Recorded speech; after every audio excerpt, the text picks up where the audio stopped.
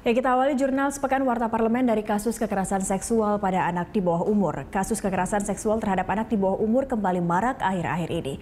Banyak kasus terjadi antara lain di Rejang Lebong, Lampung, Manado, dan beberapa daerah lainnya. Ya, DPR RI mendukung penerapan hukuman maksimal yaitu hukuman mati kepada para pelaku kejahatan seksual. Ini sebagai upaya menekan angka kekerasan seksual di Indonesia.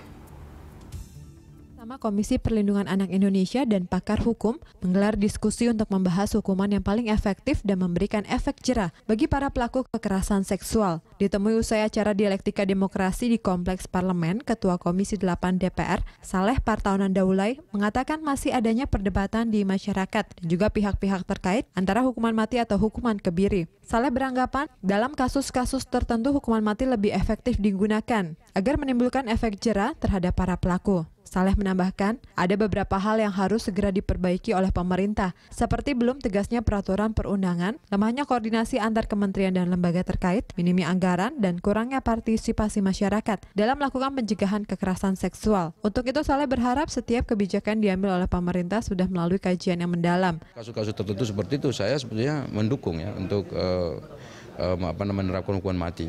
Tapi memang tidak bisa digeneralisasi bahwa semua yang berjenis kekerasan seksual itu dianggap hukuman mati tidak. Tapi memang dalam kasus-kasus yang betul-betul berat dan di pengadilan terbukti memang itu sangat melukai perasaan kita sebagai bangsa, memang itu harus. Sementara itu, Ketua Komisi Perlindungan Anak Indonesia atau KPAI, Asrorun Niam, mengatakan belum ada mekanisme hukum yang dapat membuat jera para pelaku kekerasan seksual. Untuk itu perlu adanya langkah serius yang dilakukan dalam mencegah serta menanggulangi masalah kekerasan ini. Asrorun menyampaikan Komisi Perlindungan Anak Indonesia akan mendorong komitmen Presiden mengenai penerbitan peraturan pemerintah pengganti undang-undang atau Perpu terkait pemberatan hukuman pelaku kekerasan.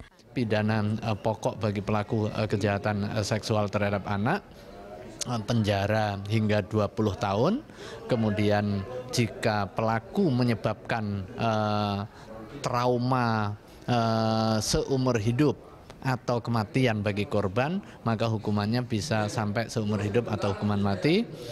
Di samping itu ada hukuman tambahan yaitu kebiri. Hilman Danaang, TVR Parlemen.